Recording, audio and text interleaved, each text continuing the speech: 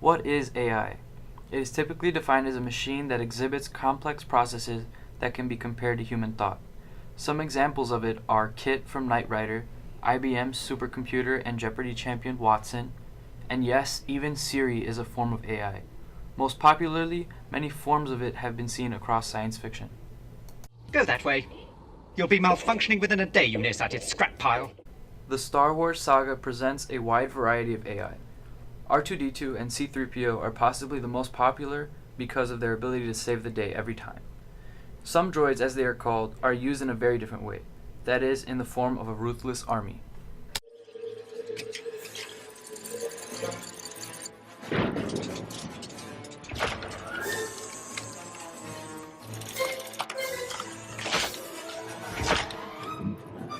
Ouch time.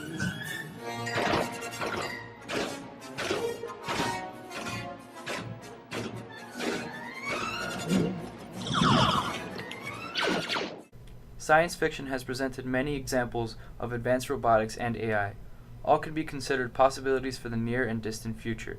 Yet, certain movies seem to have a lesson buried in the dystopian society of their setting. Terminator is another series starring Arnold Schwarzenegger that centers around a destructive AI force trying to rid the Earth of humanity. Because these movies are so popular and considered classics, they shape the way AI is viewed.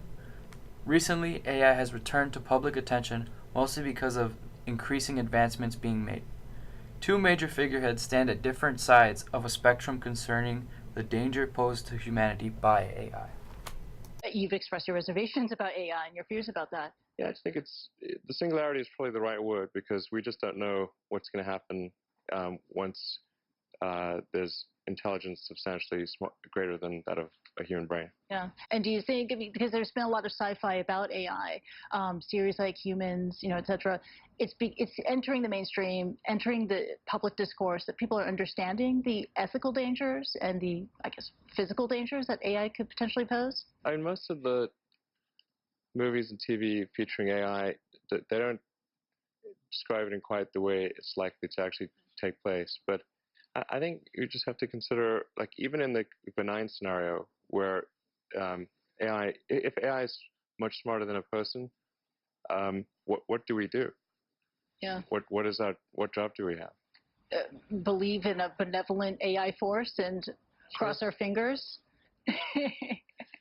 Yeah, just like even, but that's the benign scenario. Benign scenario, the AI can do any job that a human can, but better. Yeah. That's the benign scenario.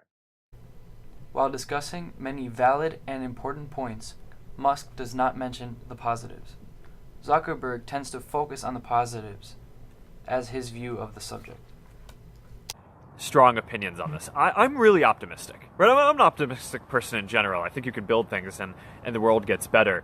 But with AI especially, I'm really optimistic. And I think that people who are naysayers and kind of try to drum up these doomsday scenarios are I don't understand it. I think it's really negative, and in some ways I actually think it's pretty irresponsible because in the next 5 to 10 years, AI is going to deliver so many improvements in the quality of our lives. If you think about just safety and health and keeping people safe, AI is already helping us basically diagnose diseases better, match up drugs with people depending on what they're sick, so that way they can get treated better. So it's going to help a whole lot of people get treated and get better health care than would have had access to it before. If you look at self-driving cars, they're going to be safer than people driving cars. That's only a matter of time. If you're arguing against AI, then you're arguing against safer cars that aren't going to have accidents. And you're arguing against being able to better diagnose people when they're sick. And I just don't see how in good conscience of some people can do that. So I'm just much more optimistic on this in general than probably a lot of folks. Highly respected author and physicist Michio Kaku weighs both points of view during an interview on the topic. Considering all sides, he proposes a solution to end the controversy and discusses the future. Looking at that argument, I can't help feeling, it's the old killing robots idea, isn't it? the drone robots, the robots that you send out into the field and will kill anything in its sight. Automatic killing machines. Yes. That's the danger today, but they're not self-aware. Now, automatic killing machines can recognize the human form. Pattern recognition, they can identify the human form. And if they go berserk, they are just killing machines that'll kill humans indiscriminately. Should we ban them? I think there should be regulations. There should be treaties. Stephen Hawking, my colleagues, have argued against automatic killing machines that are out of control. But they're not self-aware. They're not like Arnold Schwarzenegger, who plots and schemes and connives trying to take over humanity. So that's a turning point. We do not have robots that are self-aware yet. So this fascinating Zuckerberg Musk, I hear what you say in terms of who's right now and who's right long term, but I'm left with this feeling of who should I be listening to? I think you should listen to both. It depends on who you are. If you're an entrepreneur, listen to Zuckerberg, because that's where the money is. If you were a long-term philosopher worrying about the fate of humanity, then of course Elon Musk is onto something. Just like the airplane, the bow and arrow, the hammer, all these inventions were first invented for domestic and for good purposes. Later, we found out we could use airplanes and bows and arrows for war as well as for good. And it's a question of balancing the two. There's an inevitability that we will use these things for evil deeds. Unfortunately, every weapon that has ever been invented has been used in warfare. And so, yeah, we have to worry about that. Long term, Elon Musk is onto something. Due to the unknown possibilities of rapid AI progression and the future, it is necessary as well as our best interest to do as Kaku states.